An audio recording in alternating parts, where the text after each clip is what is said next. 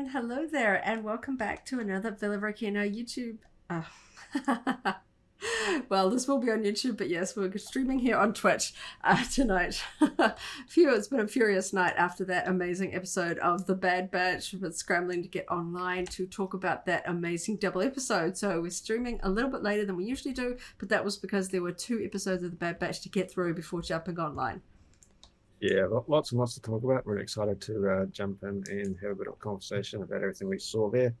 Not just a double episode, but some pretty long, pretty solid plots within those episodes as well. So nearly a full hour's worth of content. And yeah, for that reason, we just took a couple more minutes to get online, but we're super keen to get going. So that is what we will do.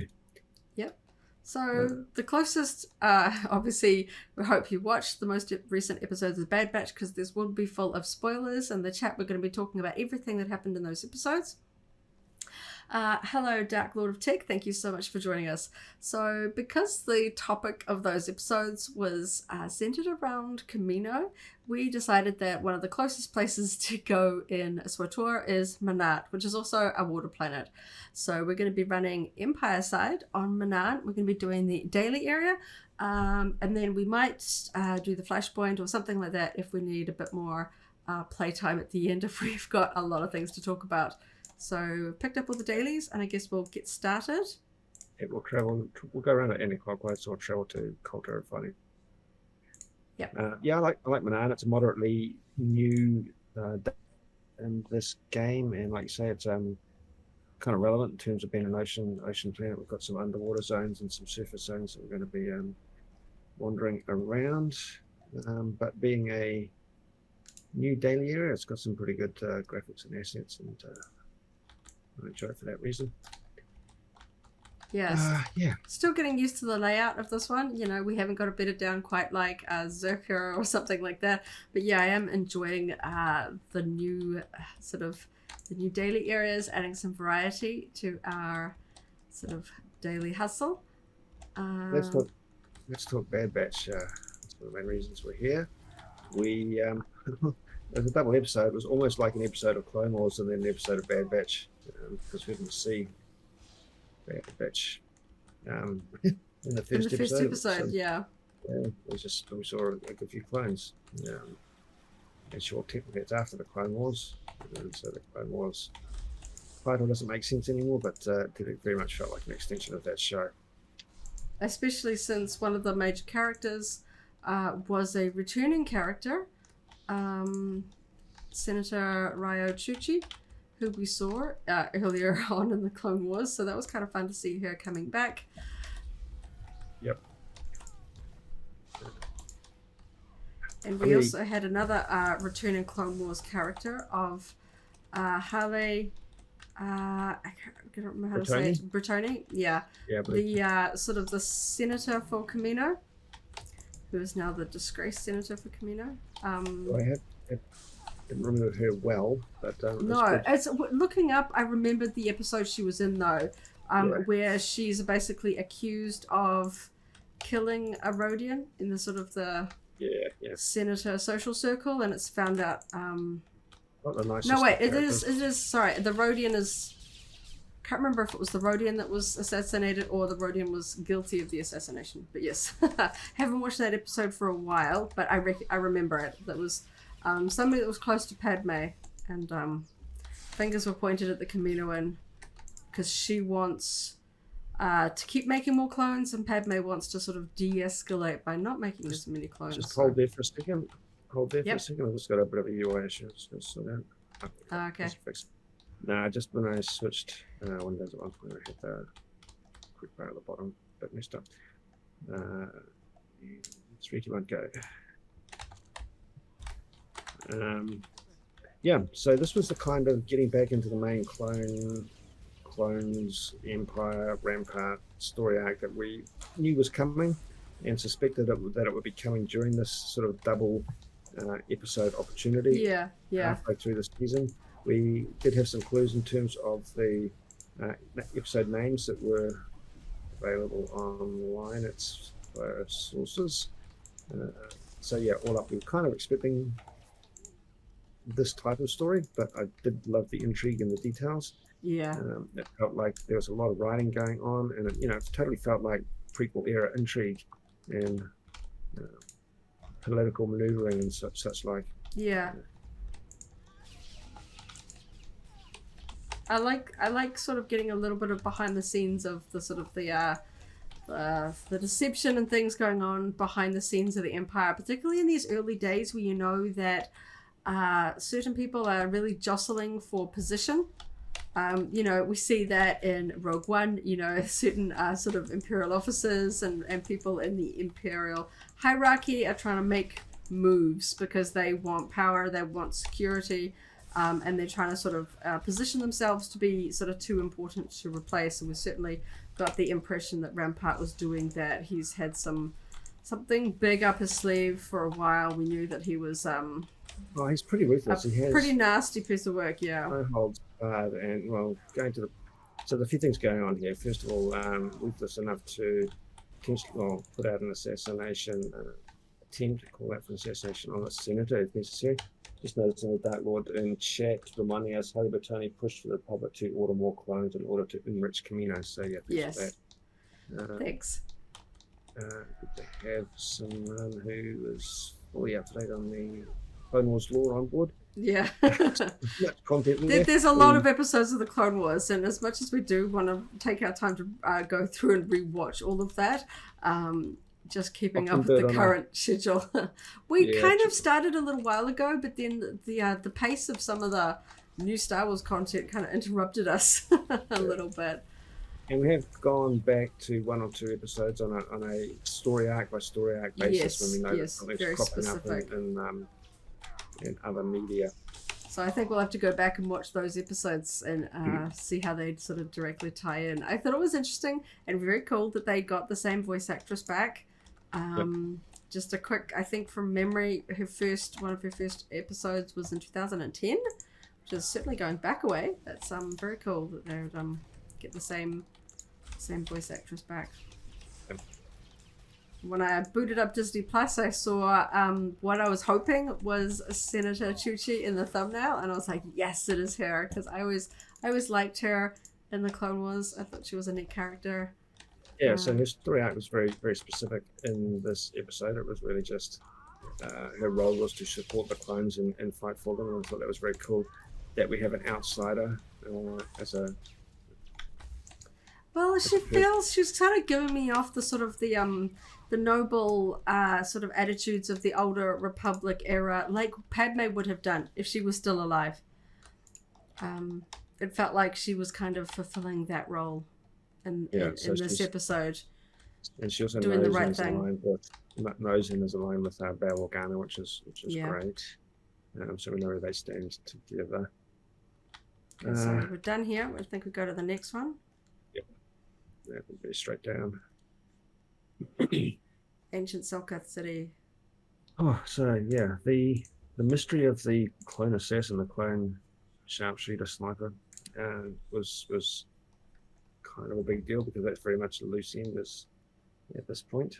Yeah, I thought it might have been. I mean, because obviously the episode kicks off with sort of two clone troopers that are sort of having a in the bar. Crisis of conscience, sort of about what they did. They know what happened, the truth of what happened on Camino, and they're sort of grappling with what to do with it. And it sounds like one of them basically gives an ultimatum to Rampart, which is it's not going to go down well.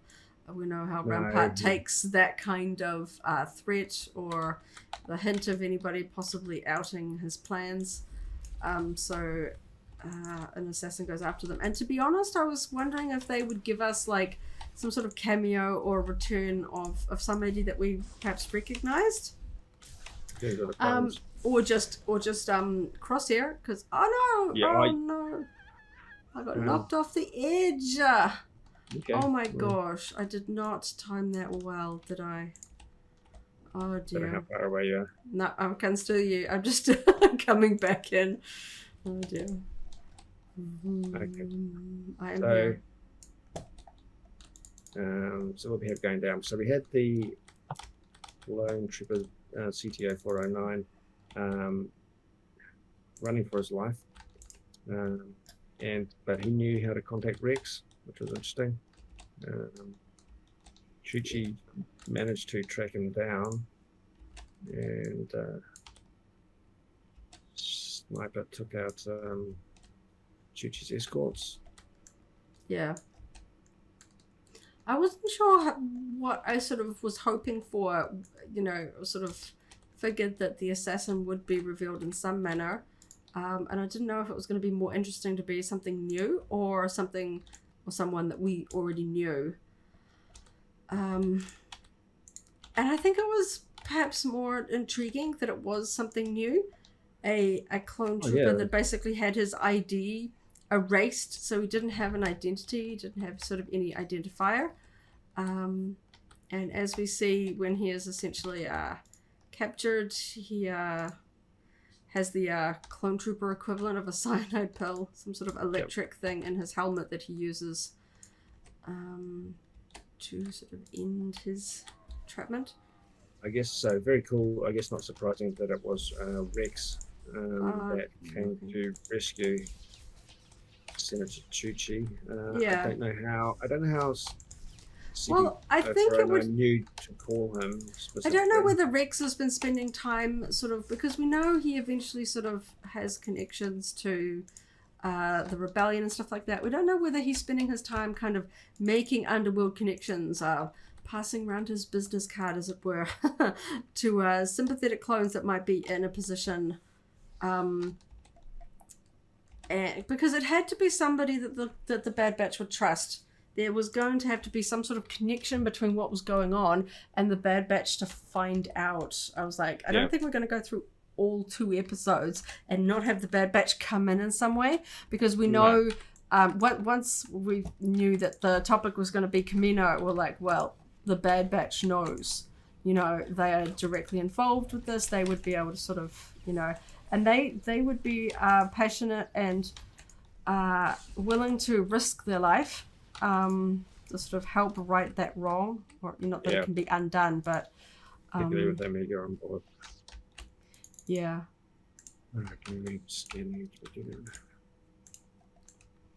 But these episodes had like all those moments where I honestly felt like I was sitting on the edge of my seat going like there's genuine jeopardy. How come you found it and I didn't? Oh well. Oh, was that my one? Okay. Did you get that? I can't remember which one that's specifically. It would have popped in front of your face. I've got recover agent's code cylinder. Oh, maybe you need to do it as well. Okay. Yeah, let's see. But I'm going to do the same zone. But yeah, this is definitely a double episode that we're going to have to watch again fairly soon, I think. There was just some of the other episodes have not casual pacing, but the story hasn't got a lot of twists and turns. Not predictable, but you know, you can see that the story beats and where they're sort of going to go. This one I felt like I really wasn't sure where the story was going. I was so worried for Senator Chuchi. It's not unheard of for them to reintroduce characters in the show, ones that we have seen in the Clone Wars, only for them to meet an untimely end. So I was so glad that she didn't meet her fate with the assassin, and that Rex was ultimately successful in helping her. I still need one of the scanning of the stuff areas. I just want to click on this box over here. We're going to have to run back up to do the ones on the ledge anyway. Yeah, still that we're moving around. I mean, that was that one. Oh, that's why. Okay. I didn't get it at the same time as you because I didn't. I've now got locate secure data pit. Oh, okay. So I'm going to click these consoles because I can never remember which way around this one is. So I need to come over here where there's a zone. Decrease pressure, which is up the top, I think. You want to go there? Yeah, you want to go up the hill? No, I need to get these guys on the corner behind them. Okay. Yeah, some of the heroic and daily areas let you both achieve the same thing at the same time, and others the the items and the sort of tracking are separate. So I think this is one of the ones where it's separate. Oh, but my brain is still trying to just absorb all the stuff that went on in that episode, both episodes. And of course, the thing that's just like really in my mind at the moment is Emperor Palpatine. Yeah, I was going to say I don't want to talk about everything, but yeah, that's the bit that really stands out. And, I thought it was like interesting because they're like, oh, he doesn't like making out like he doesn't really show up to Senate meetings much anymore, and just sort of he's got too many other important things to do.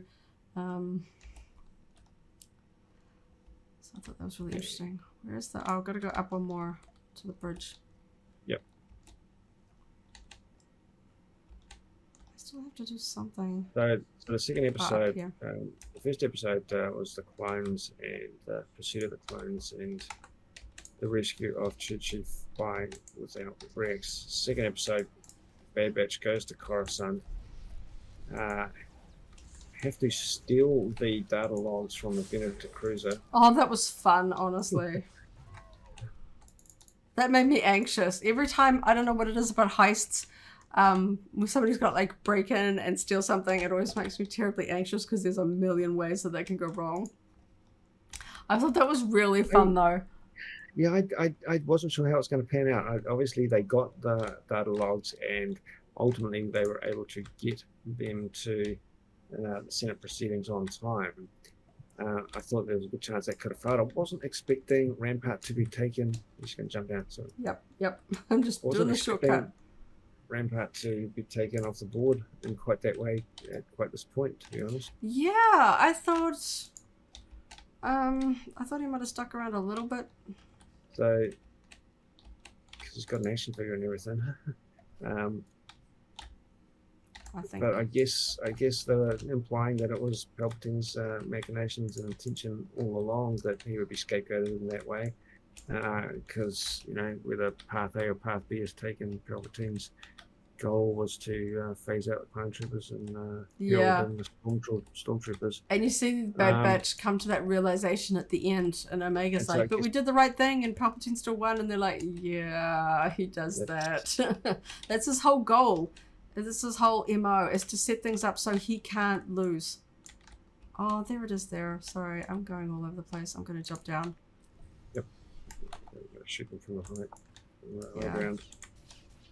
But it is so Palpatine, isn't it? If Rampart had been able to keep it all secret, then they would be like, well, no, we can't make clones, so let's come up with plan B. And then if they revealed what had gone on, they're like, look, the clones are betrayers. They bombed that's the thing. Our own cloning facility and wrecked our plans. So Palpatine, I mean, the outcomes were slightly different. The primary outcome of obsoleting out the clones was achievable through both pathways, but the pathway that was actually taken, not only does he get to take the clones off the board, he discredits them effectively. Yeah. Public port arrivals, I think. Yep. And we don't really know whether he was fully on board with Rampart's plan. He does seem to want stormtroopers. Obviously, that's aligned, but I don't know whether Rampart was doing it because Palpatine wanted it and he thought that maybe if he found a way to successfully phase out the clones that would earn him security. Or if it was just his own pet project. Yeah. And Palpatine just happened to realise that and knew that it would work in his favour either way. I don't know if this means the end for him. Whether we will see him in some capacity. Exactly. I mean, I'm surprised that I've been taken off on board. So it didn't seem like he can make a comfortable comeback from that. No, but I don't know if he's got some. He's certainly. I don't think he'd put his eggs all in one basket, as they say. Whether he would keep sort of basically a emergency escape plan. Because he seemed very confident when he was sort of talking with Master Meta and stuff like that, and I don't know whether he'd basically was he the sort of person that's a true believer, or the kind of scheming person that would always build themselves a back door. So he'd have somebody that would like break him out of jail should plans go sideways. Does he have people to bribe on the guards that'll just be like, hey, I'll just like accidentally leave your door unlocked and you can run off? Because we know he's been siphoning funds, so he's probably got a fair amount of wealth and could bribe somebody to get him out or whatever. Somebody, but it was Palpatine's shock troopers that escorted him away. That was another fun sort of like cameo Easter egg.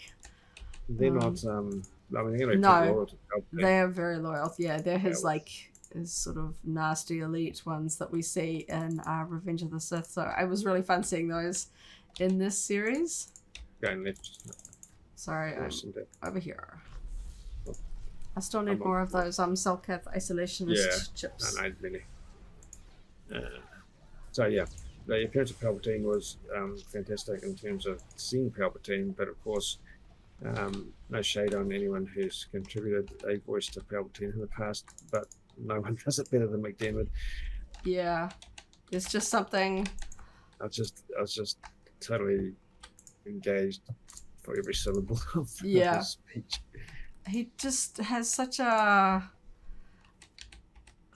glee to it. I think he's just the way that he sort of revels in Palpatine. It's a delight. And I'm really glad he's sort of, coming on board to do more voice work, to sort of participate in all the different ways that Palpatine is sort of present in this era. And certainly the animation, different ones coming up. I mean, who knows if he might appear in some manner in any of the upcoming... There's still scope for him to show up in some form of Andor. Yeah, Palpatine has a sneaky way of sort of never really going away. Okay, you've got to do Unwelcome Guest. I just finished that, so I don't know where that one is. I'm on at 7 out of 10. Okay, I think I picked up all your tokens. Yeah, Dark Lord of Tech says the same shock troopers who rescued Vader from Mustafar. Yeah, they're a cool design. I mean, there's lots of cool designs in terms of clone trooper squads and corresponding paint apps on the armor. There's something about the red that always made me think like that was associated with the Royal Guards.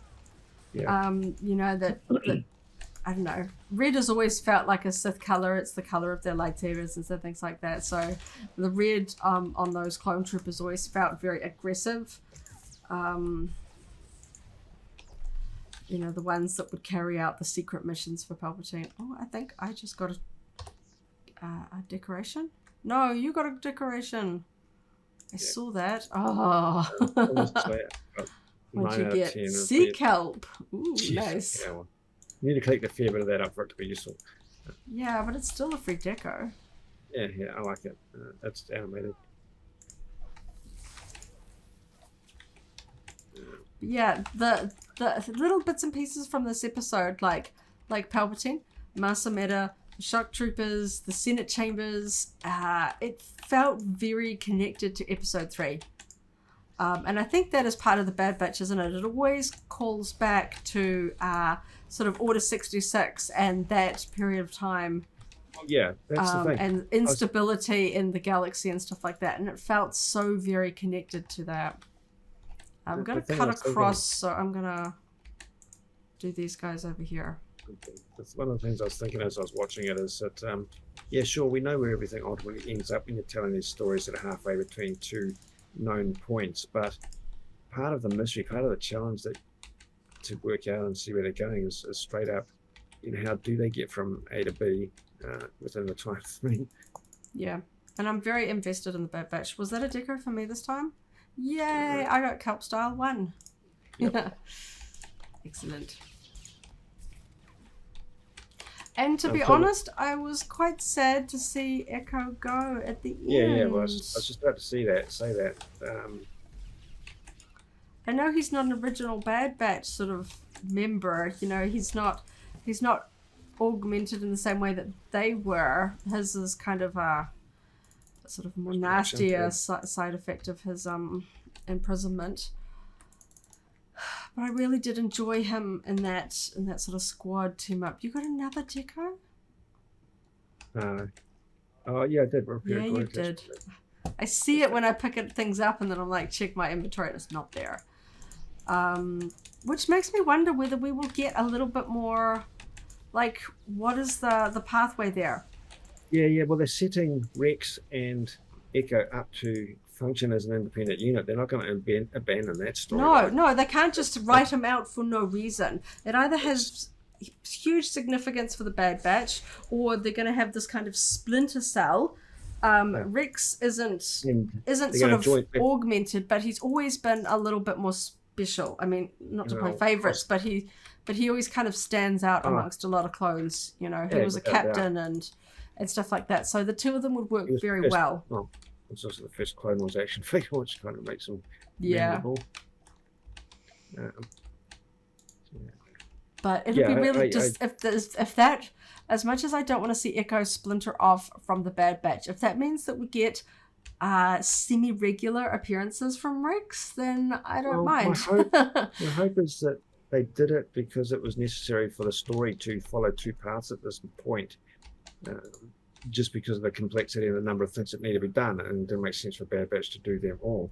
So we will have Bad Batch following path A and Rex and Echo following path B in order to uncover where things are going and who needs help and so forth. And because of their paranoia about being found, or that the Empire thinks they're dead, I think Rex has a little bit more freedom to run around in the underworld and just sort of be more involved in the galaxy at large. I think a lot of what the Bad Batch has been doing has been very sort of fringe work, not really been connected to any kind of resistance, rebellion, anything like that. And I think perhaps Rex and Echo will be the connection between the Bad Batch and the sort of, they talked about more resistance sort of popping up around. They referenced that. I've got to do the binoculars over here. Scanning, yeah. Now, the events of these episodes will accelerate. Oh, sorry. I thought we were going to get a bit closer. The events of this episode will accelerate this because, everything that's happening to the clones is going to happen a lot faster now. Yeah. Well, yeah, they've basically, put a bounty on their heads. Basically, smeared them all as unloyal traitors.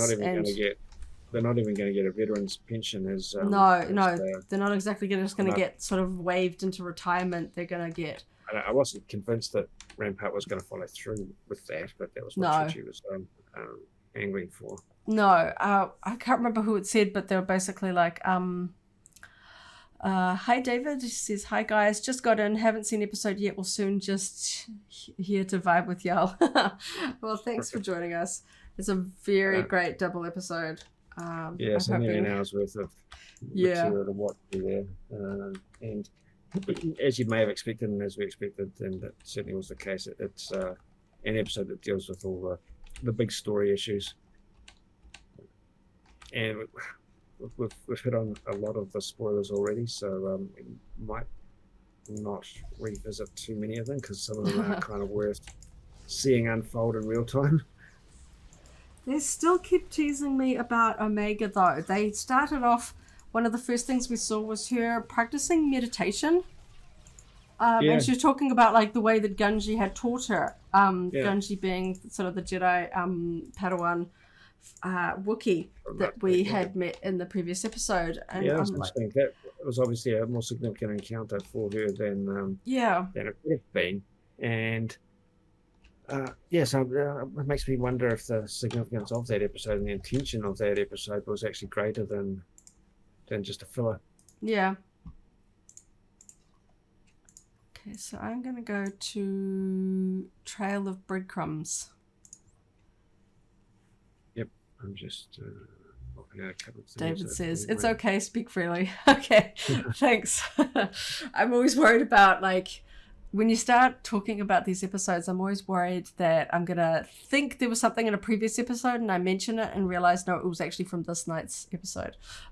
So, yeah, there was some very exciting things. I think if you are a fan of the sort of the Order 66 and that sort of era, and it's... I know people always talk about the fact that I think it's the elevator down this way. that these shows are, yes, they're animation and they're sort of like air quotes designed for kids. There's so many sort of layers of complexity that, you know, that it's kind of like Pixar movies. Kids can watch them and enjoy them, and the adults are like, they get all the deeper layers. And I get that a lot with Dave Filoni's work. He puts in a lot of underlying themes that are actually quite adult when you sort of stop and. Well, that's the thing. When you average it out across episodes, they've got appeal to a wide range of audience. But I think the one that we just watched, the episodes we just watched, that's totally for the hardcore fans. That are really the people that want to really get into the nitty gritty of Order 66 and what happens to the clones, and we finally got reference to like, I was almost wondering when they kept talking about stormtroopers, I was almost wondering if they're just sort of going to have like the Imperial March play and like a bunch of the very first sort of stormtrooper armored recruits kind of come marching out or something like that, you know, because, you know, he's planned this all along. He would have them ready. He's not waiting until he has permissions to start prepping his new stormtroopers. He's already got it working. So I was almost wondering if we were going to get like a shot of stormtroopers suiting up in an Imperial barracks or something like that, you know. But I get the feeling we will see them before the end of the season. Yeah. I think that'll be really quite cool. A real sort of, I don't know, scary moment, sort of, you know, especially for what this episode means for the clone troopers. Being painted as traitors, and I'm trying to wonder exactly how much more of an advantage. Well, I knew Rampart had an agenda and the stormtroopers were a pet project from his point of view, but I didn't realize or appreciate or predict that the Emperor, that Palpatine, would want a change from clone troopers to stormtroopers quite as strongly. Yes. Sure what he gets out of it by fully eradicating the clones and going with a, you know, recruited army of stormtroopers instead. Yeah, I wasn't sure if Rampart was pushing it personally, as you say, because he basically wanted to be in charge of something powerful. You know, so it's like Krennic wanting to be in charge of the Death Star, because he wants to be sort of the go-to guy, the one that can't be replaced, the one in charge of this awesome Empire thing. So you'll always have something sort of, you know, a position that you're attached to. Yeah. And I guess the idea of replacing clones with recruits was Rampart's one. But just as it worked out for Krennic, we're seeing that same, that at the end of the day, the Empire will use whatever ideas other people came up with to further his own, you know, position of power. He doesn't actually really, at the end of the day, honor or reward anything. Is that there's a codex over there that I don't think I've clicked. I'm going to make my way over. No. I don't know to what extent it might explain Palpatine's motivations for that any further, or if it maybe just because the clones were aging out and becoming obsolete and he needed to replace them sooner rather than later. To be honest, it might just be because he knew what his ultimate endgame for the clone troopers were, to basically eradicate the Jedi everywhere. Order 66. And at that point, his ultimate sort of brainwashing has been done. And he can't, like, he couldn't have foreseen any other, like, secret plans. Like, oh yeah, just let's assassinate all the senators, or let's assassinate each other. Like, there are so many different things which he may or may not have. Have I done this? It's just, okay, it's going. It might just be that the you know, Order 66 was his ultimate end goal, and to make the transition, and now he wants others. Well, yeah, because he can't keep programming them to do things, you know. At some point, the clones, a lot of them are having doubts because they're definitely loose ends. They've got a lot of secrets, they have a lot of knowledge, and moving on to the next chapter, the next set of pawns, it's just cleaner for them. Yeah, well, we've seen even the ones that had chips in their heads. They're filled with, you know, some of them are really regretting what they did and remorseful, and, you know, doubting because they were like, for the Republic, and now they're like, for the Empire, maybe, no, they're making us kill a lot of people. And I guess he feels like if he's recruiting people, then they sort of, they know that they're signing up to the Empire and are going to be loyal to the Empire. The clone troopers never did. having said all that, the unnamed clone sniper, there's a whole wrinkle in every discussion we're having because Yeah, I know. Yeah. Did Rampart recruit him? Did Rampart create him? He described himself as a believer. Something's going on in terms of psychological or physiological manipulation. Yeah, I was almost wondering whether he was going to be a bit more like Cyborg, you know, like they had like stuck him together with some droid bits or something like that. So there's obviously more clones that have had that process, I would guess. And is that Rampart or is that Palpatine? Or is that somebody else deciding like, actually, no, we'll use these clones because... So that's crazy. I don't know. They introduced that, but I don't know where they're going to go with that. I was obviously wondering whether they were basically going to send, you know, all the clones to the front line to basically expend their usefulness in sort of no-win scenarios, or, you know, just kind of basically find creative ways to get rid of them for the sake of, you know, protecting the Empire, and just, oh no, they happen to keep dying all the time. That's a shame. Yeah, I guess they can only do that to a point before it becomes a little They did, with the Senate were talking, they did talk about there still being millions of clones that would need a pension plan, basically. Yeah. So there's still a lot. There's probably a little bit more to dispose of without arousing suspicion. But yeah, I mean, they could basically put it out that they're traitors to the Empire, and then you'd basically let the galaxy just deal to them. Yeah. And eliminate for them if people on the street are like, you're a traitor, you killed people. Well, basically they're all going to be dishonorably discharged. Yeah. Which means they get no benefits thereafter. In a very short life. And that they're painted with a negative brush in terms of the eyes of the public. And that kind of speaks to the team appearance that we saw in Obi-Wan Kenobi on the streets. Yeah. Sort of having to hide a little bit, and yeah, we know from that sort of cameo, we know that some do survive, but it's going to be really interesting to see if we get a little bit of a follow-on episode next week, or whether it's kind of going to jump to something different entirely. Are we going to start to see the fallout from sort of Palpatine's sort of declaration? Well, things are getting pretty hot. We were able to fit in the filler adventures prior to this. It would be a little more odd for Bad Batch to just wander off and do something random when this sort of stuff is really hitting the fan. Oh, that's right. They're both in here. Okay, well, let's go do... this is the 2+, yeah. But yeah, like you say, I think now that we might have just been waiting for this to all kind of come to a head, and then we're going to really get the snowball rolling down the hill, and see where this all goes. Sorry, I'm going to turn around and get the ones by the door. Dark Lord of Tech in the chat just wondering if there's going to be a secret Clone War. I mean, if the clones if they're all being treated the same way en masse, then they do become a force of some sort. Yeah, a million people that don't really want to be like the ones that were sort of arguing in the bar, like, I want to be a soldier, I want to, like, you know, do the role I was created. They're like, no. They're like, what happens when you get older, you know? Like, it's kind of like a lot of the clones haven't ever really considered anything else in their life. You know, they were basically programmed, you know, from birth to sort of, you know, fight for the cause and all that kind of stuff, and they haven't really... Some have, through their own sort of personal experiences. They have broken off and started families. Those guys just shot. Did we take that guy down? Was that becoming too easy? Maybe. Yeah, the wave at the end showed up after we'd already down the boss. So, yeah. That's interesting, actually. That certainly felt easier than last time, yeah.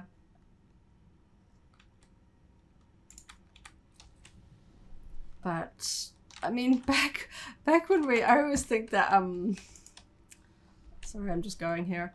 You know, that small line of dialogue in A New Hope, you know, talking about, like, the Clone Wars and stuff like that. And then seeing just how, really complicated the whole time period is. Oh, this is the one with all the fussy ads here at the back. I gotta work on these guys. You've got good AOEs for them.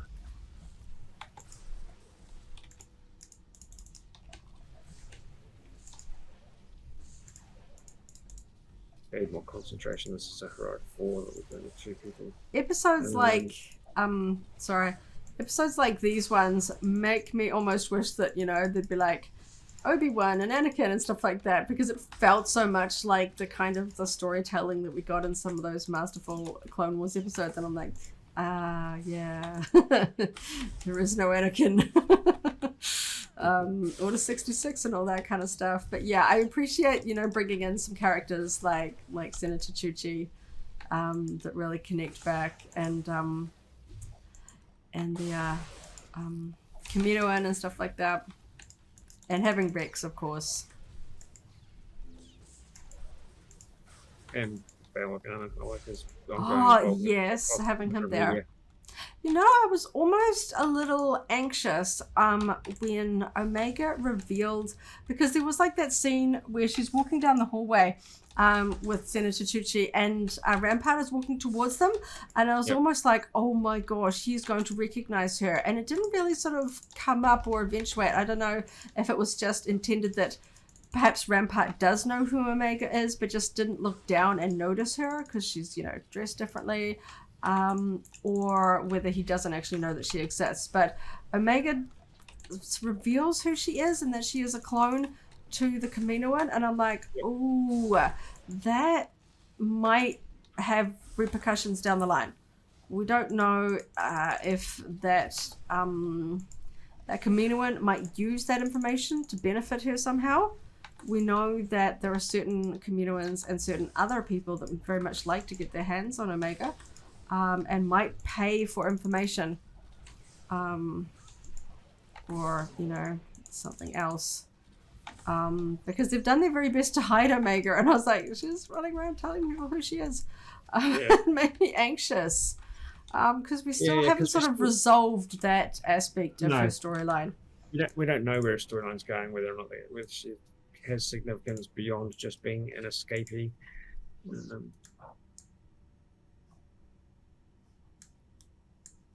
All right, with that. Yeah. So I have to quick travel out of here and go back to, I don't know, Hidden Imperial Base. I might try there first. Kind of in the mood to do like the Flashpoint or something. Yeah, that's interesting. Yeah, so we don't know where. So since we last streamed, we often talk in our streams and podcasts about merchandising associated with Bad Batch and how much we've been looking forward to Micro Galaxy Squadron. I somehow missed the one to do 6, or is it just reset? Yeah, probably. Okay. We talked a few times about looking forward to the Micro Galaxy Squadron Marauder shuttle, and since we last had that conversation, Series 2 of the Micro Galaxy Squadron started showing up locally, but frustratingly no Marauder shuttle for us yet locally. Yeah. I'm going to try going up the elevator. There's got to be a way to... Must connect up to the surface.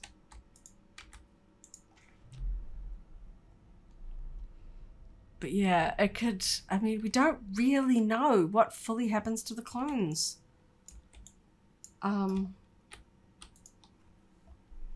that just goes to my ship. Okay. That's not helpful.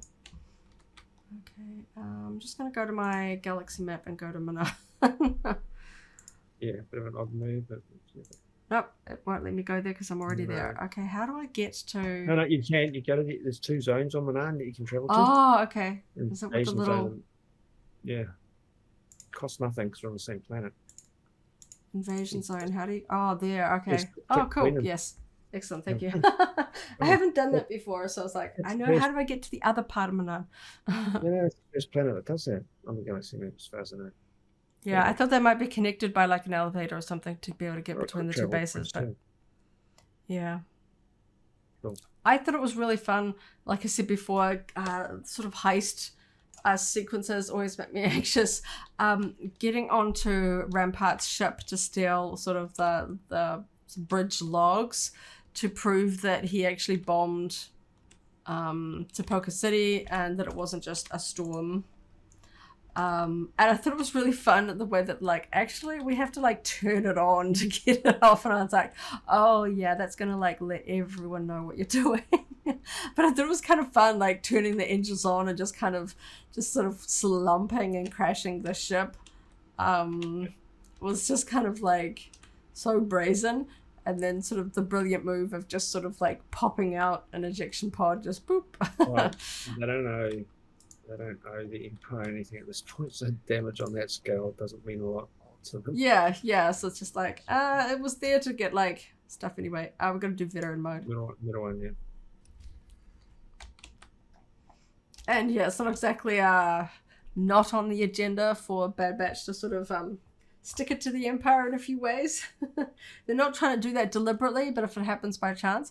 I thought it was interesting that they were still using the stun on other clones. On the other clones, yeah. Yep. We're still not really seeing them, really. Oh, using it for force, yeah. Yeah. No, they still think everyone's redeemable. Yeah.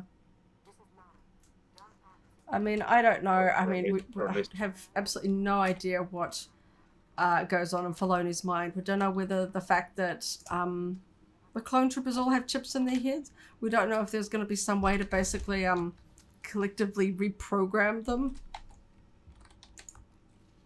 and go, oh yeah, that was like a bad move, Order 66, let's fight back against the Empire, like, because we're seeing a lot of them, they don't all think the same way at this point. Far from it, we've got Crosshair and his good soldiers follow orders, and we saw one of the clones essentially saying something like that, and this one was just like, we were following orders, basically like, don't question it, don't think about it, we were just doing what we're told, which is what we were sort of created to do, and other people sort of really fretting about what they did and not really wanting to live with that and wanting to either the truth to come out or Rampart to answer for it or something like that. And it's just going to show just how many cracks are in sort of the different sort of psyches of the clone troopers. That they might all be clones, but they're having very different reactions to what has become of the Republic into the Empire. Well, I guess they have all seen slightly different things. Yeah.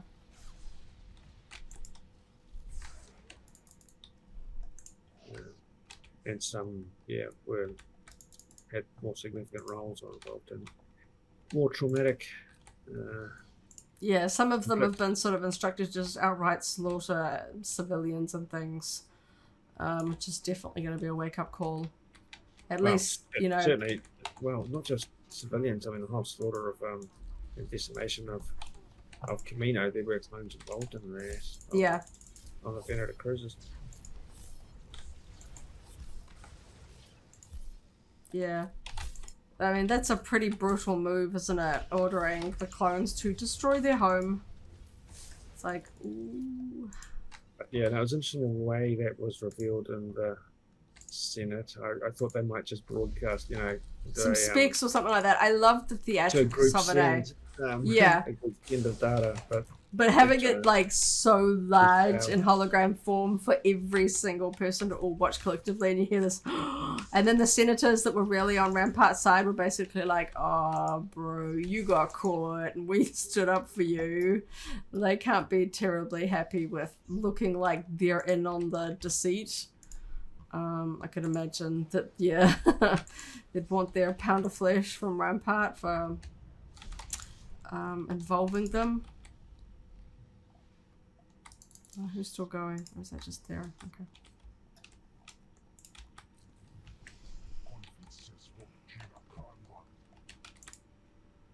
Alright, let's be checking. Middle roll. Oops, for the middle one. It's always just random which one we get. So these are the droids that reminded me of the smuggling cartel last week. Yes. Sort of round heads, yeah. Yeah, sort of blocky bodies. Not exactly the same or anything, but yeah.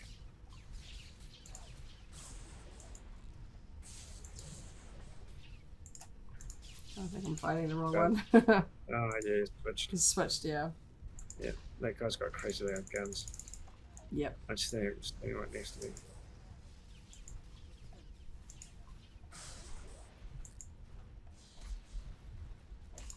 That's the only problem with it being a double episode. We usually run off and watch them because they screen at 9. It's about 9:30 when they finish. We stream for 10:30 and we can, sneak in an episode before bed.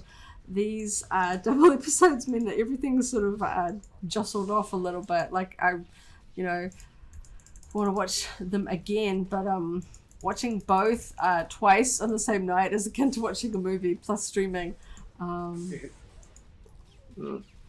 Could happen. We'll see. Yeah, I think we'll probably perhaps not do the sensible thing and stay up and watch more Star Wars after this. Was engaged. Yeah, it really had prequel trilogy era intrigue and engagement, and I know people, often want just a lot of action, but we've had a fair bit of action, and Clone Wars is a lot of action without some complex plot. It becomes a bit repetitive. Yeah. So I do like this, that this has been happening in the background. Well, I mean, Palpatine's whole game is, yes, we see that he is very capable when it comes to just actual combat, but his whole game is schemes, and we see that at the start. They're like, oh yeah, he doesn't really turn up to these meetings anymore, like he's in the shadows. He's letting his pawns and his sort of followers do the work for him, and he sits back and benefits from it and stuff like that. So and then sort of pops up when he finds that pivotal moment to basically gain sympathy and get people on his side. He's very clever, but the politicians that sort of keep their names out of the headlines when it comes to drama, and pops up for the accolades when it benefits them. Your friends there are quite shielded, I think. Oh, dumb. Yeah, I'm just talking. I'm not paying attention to which one I'm fighting, actually. Oh, dear. Yes, I am. They start throwing me around. I'm just like, fight. Oh, when they're close together, it's hard to tell.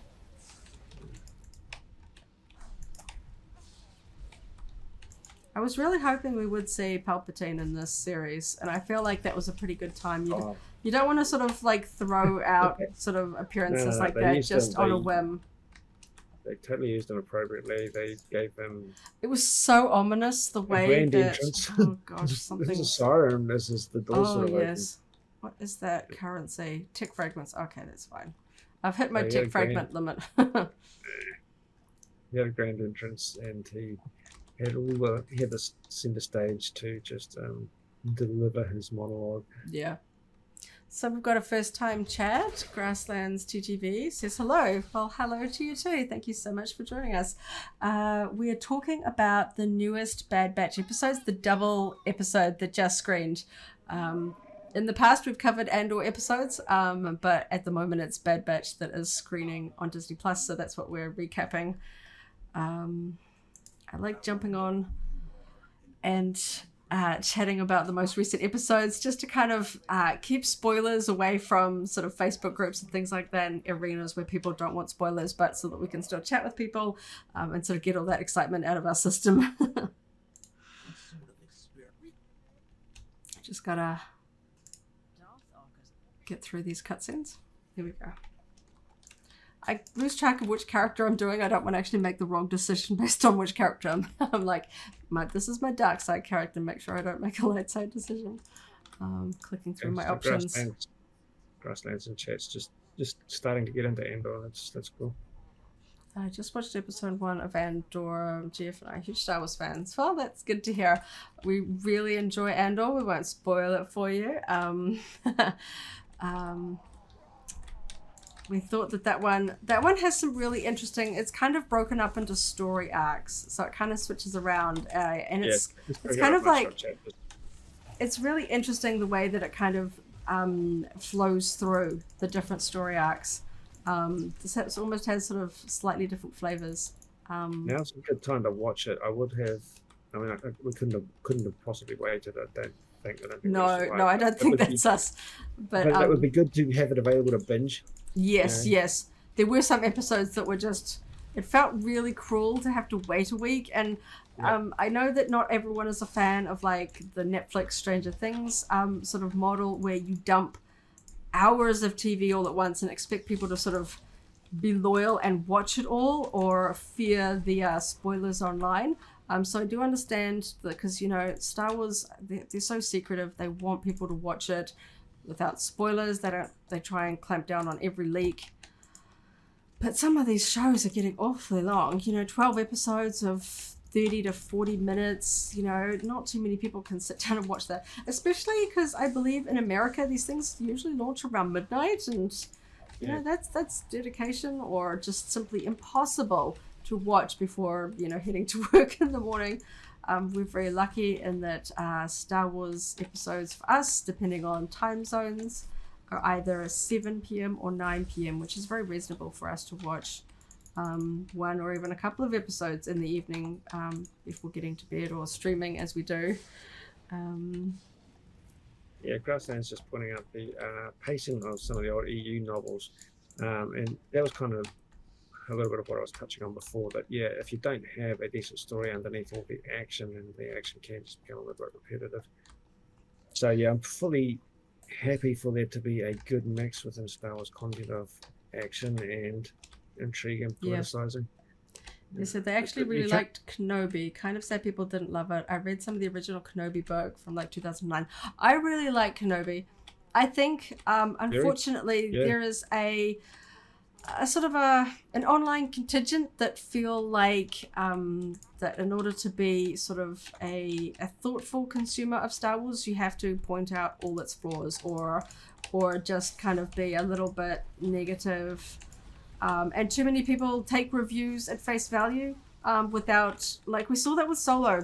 Too many people were like, oh, I read a review and they didn't like it, so I didn't watch it. And then, you know, later on, you see people just sort of checking it out of curiosity, and they're like, I actually really liked it. I don't know what the reviews were on about. And it's like, you don't need to overanalyze it. Yeah. Just have fun and watch it. Don't need to, don't expect perfection, because everyone's notion of perfection's a little bit different. You can't please everyone all the time. Oh, we see that even with like the Marvel movies. They all have wildly different feels these days, you know? Multiverse of Madness is very, very different to Thor Ragnarok, you know? They're not trying to appease everyone. Different filmmakers, different stories, different flavors.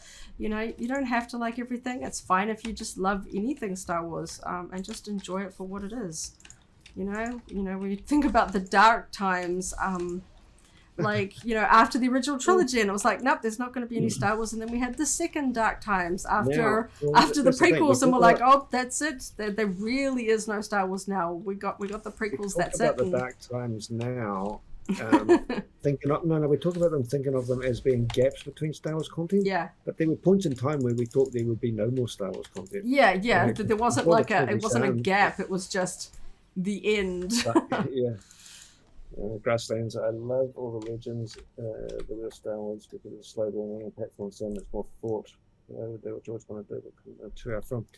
Like I say, there's lots of different ways to tell stories, and there is still a lot of Legends content that I really appreciate. You know, the books, like obviously the Thrawn trilogy is really well loved, and I was always particularly partial to some of like I'm obviously a big Knights of the Old Republic fan, and sort of the Revan lore and things like that, which obviously still exist in the context of this Star Wars: The Old Republic game, and just the old Sith, you know, lore and stuff like that. And I mean, there was a fabulous sort of like Old Republic era comic book that sort of explored the history of the Jedi and things like that, and I thought it was really fascinating.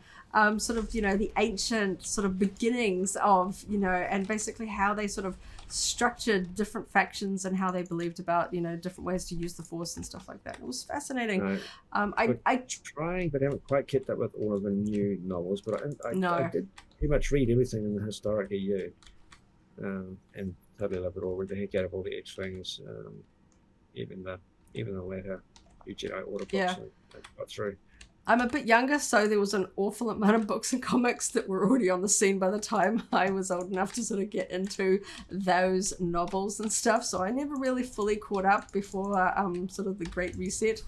But I certainly read as many of the books that I could get my hands on, some of the comics and stuff like that. Plus, you know, I was young and a teenager, and I was like, I didn't have that many money to just.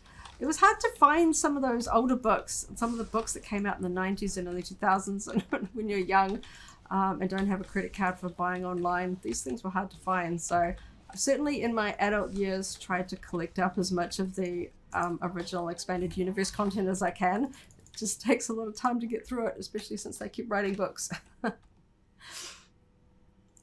Yeah, they say Andor, Kenobi, Rebels, Rogue One, all well done. Yes. Points where we thought there wouldn't be anything else. I think Star Wars deserves way more love. Yeah, I think Disney, we know that for a while under the old, shall we say, Disney CEO Chapek, there was very much a focus on content over the creative process. Focus on profit over the creative process. And so there was very much penny pinching and how can we turn a profit and stuff like that. And I think it did hurt not just Disney, but, you know, Star Wars. I think when people certainly saw it in all sorts of facets, from the theme parks to Disney Plus content and the way that movies are handled. And now that he is out and Bob Iger is back, oh gosh, I think we'll hopefully see a little bit more return to Lana. My Lana died. I didn't get her. Yeah, so I didn't get mine off, and I can't res her. I'll have to keep me up.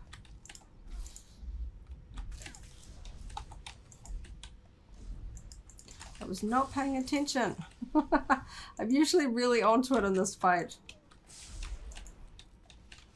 I was not paying attention to the casting. there's one that's a little shade harder to have deep Oh, conversations it's with. hard. Yes, I know. I really felt in the mood for it though, and I should have remembered that yes, it is hard to play this one and talk at the same time. It's really hard doing this one in Group Finder. Oh, and I don't need to. I can't move. Let me know because I can pull you. No, I'm out. All clear. I think I can. No, I'm a stupid next. Didn't make it out. Oh, okay. I can't res. No. He was. I should have. Alright. I could have pulled you. No, I got clear, and he was on passive, but he just didn't make it. Okay.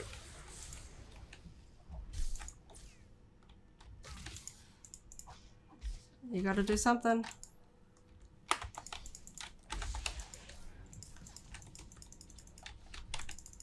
Defensive overrides. Yeah, working on it.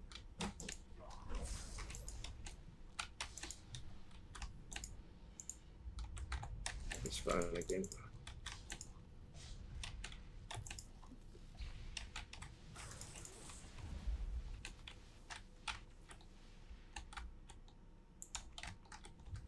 Sorry, I can see that there are messages in chat. I'm just quiet because I'm trying not to die. Oh dear. Yeah, this guy's hard without companions. Yeah. Which is funny because the end boss is actually kind of easy by comparison. He's just, without being too much of a pun, a slow burn because you literally set him on fire. This guy is aggressive. Where is he? He's over there.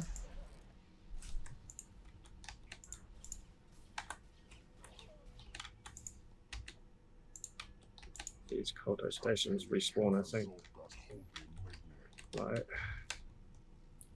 I can't get to you from where I am. No, I'm fine. I'm good.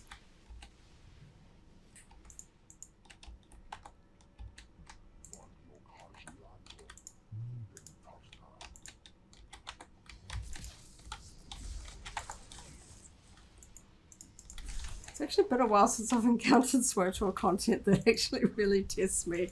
I'm like, usually I can like talk about anything and everything while I'm playing, and this is like stressing me out. I don't often like lose my companion. I mean, I did get knocked off the stupid ledge on Manaan just earlier. I hadn't come across that one before. I know, like, I've seen it on, like, what do you call it? Sorry, bringing you this way. Oh, Runic? Golly, I've seen some people fall to their deaths in front of me because they haven't watched their back, and those knockbacks are lethal. Eyes on me. Can you deal with the mobs? Yep, trying. I'm not sure if we've got any. Go stations down. There we go. Yeah.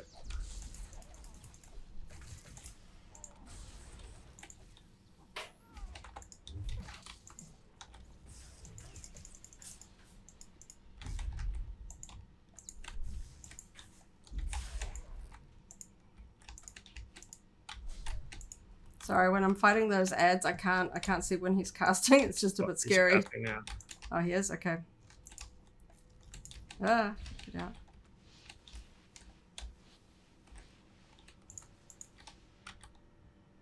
You doing okay? Yeah.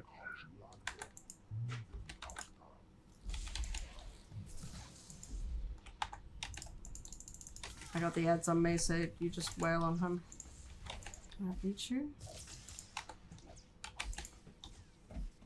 I'll see if I can get him down before the next flight. 7, 9. Give me a heads up. 3%. Come on. 2%. There we go. Yes. Get my companion up. Then we'll get back to chat.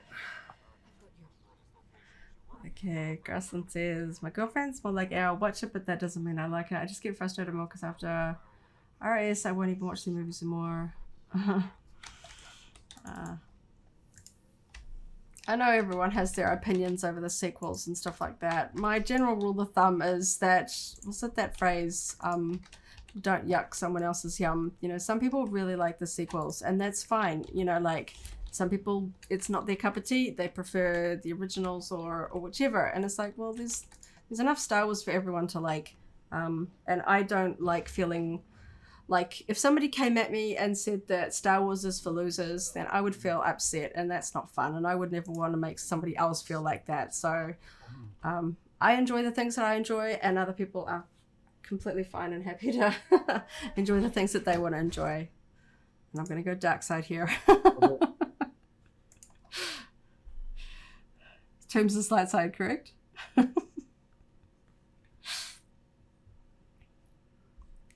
I think I'm going to win. Oh!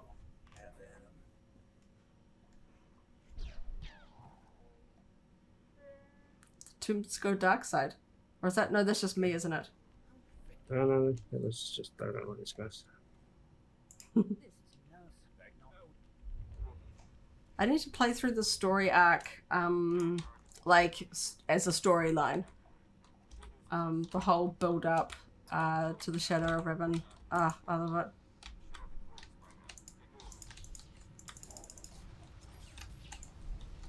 I'm really looking forward to Visions. There is like a pretty cool lineup of different, and I really wasn't expecting them to announce that for May 4th. That's actually like really soon, relatively speaking. I thought it was going to be much later in the year.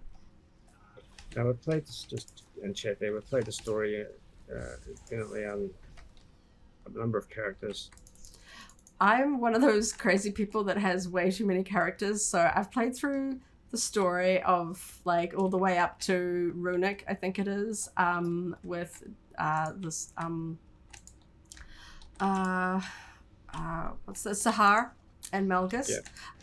But I have I think the count is 44 characters. So I am working my way through different chunks of story with different characters, and it's just a while since I've actually gotten one of my lower level characters to the Manaan storyline from Shadow of Remnants. I've got a couple part a little bit behind this character. Banshila is one of my mains, so she is one of the most sort of up to date with story. She's the one that charges on every time there's a new patch and new update and jumps in and plays the storyline. I've got a couple of others that are sort of trailing behind her. because I like to kind of get a bit of a heads up of the story so I don't make a decision and then go, oh, so that's going to have like massive consequences down the line, and I wouldn't have made that decision.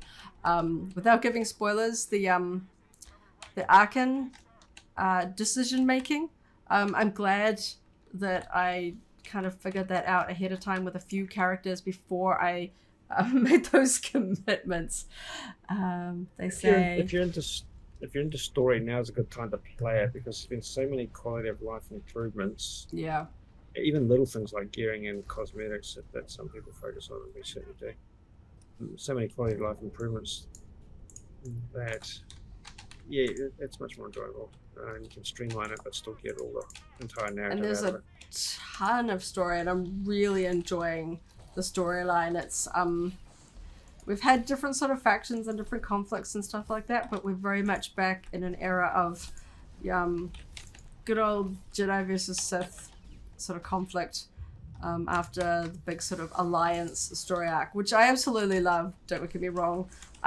I think Valkorion is one of like my favorite Star Wars characters ever. Honestly, I just enjoy. I've probably played that dark side more times than I should have, because I enjoy the options that you get with Valkorion when you play dark side. Honestly, it's just kind of fun. It was a SWTOR live stream that we first sort of saw him. We've seen him talk a few times now. Darren DePaul. But it's the voice actor. I love how he's always wearing a tie. Yeah.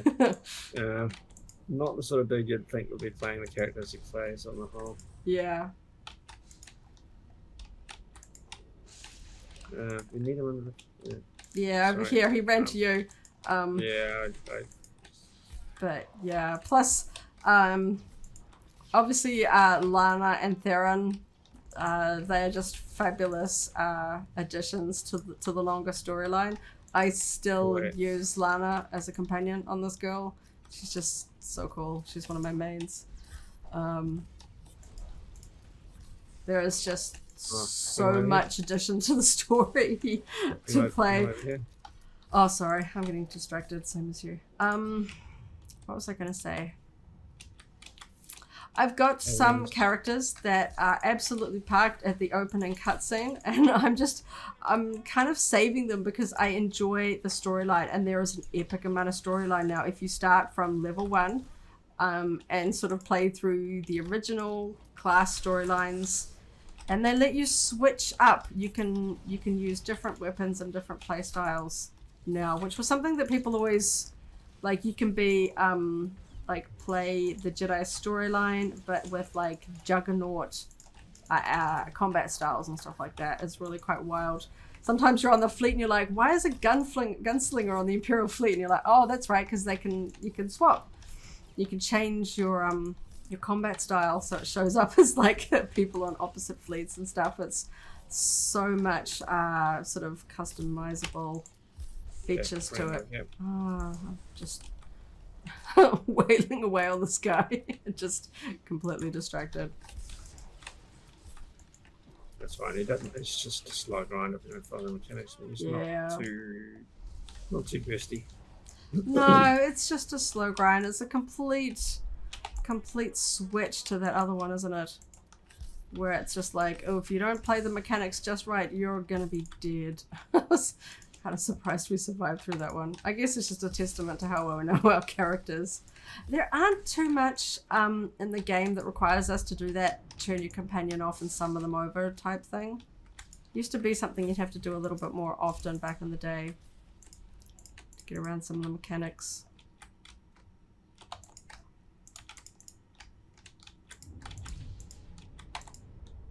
Oh, come on. Thought I could reach them from here.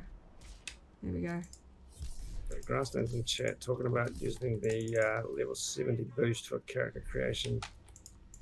To replay earlier story, not the original 1, 2, 3 chapters. They're kind of set in stone.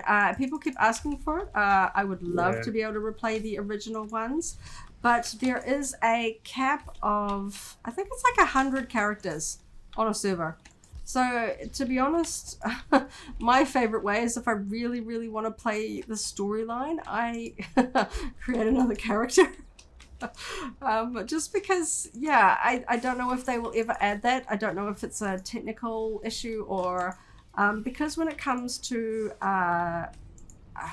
my brain has to stop and think for a minute.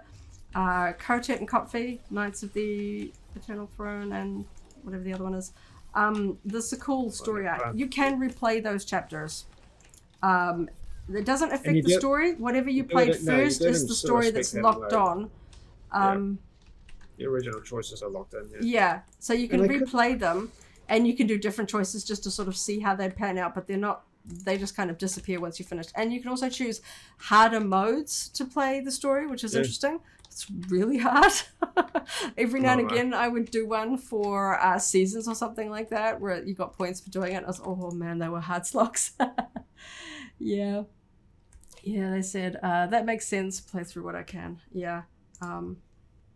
Nowadays, even the free-to-play accounts have quite a few character slots. They kind of added them over the years.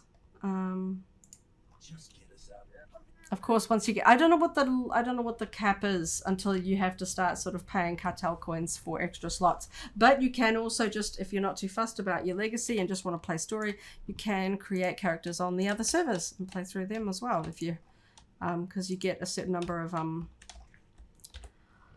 slots per server. Okay, it's not gonna. I got 2 Manaan research data from that. Cool. So I have to jump out the door. So that's all done. Grassner signing out.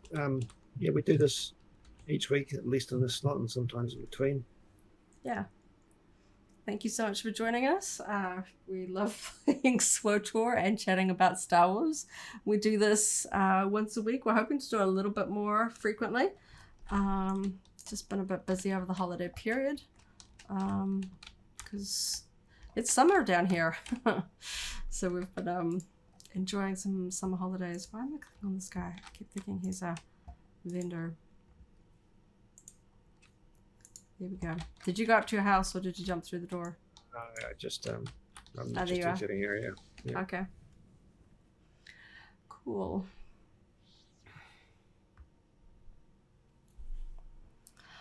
So I think we covered all the sort of main points of the Bad Batch. Certainly the sort of the exciting points that really jumped out at me. There have been some sort of slower progress, sort of biding its time episodes, and this one just gave us like hits from all angles and gave us a ton to talk about in those 2 episodes. That was super exciting.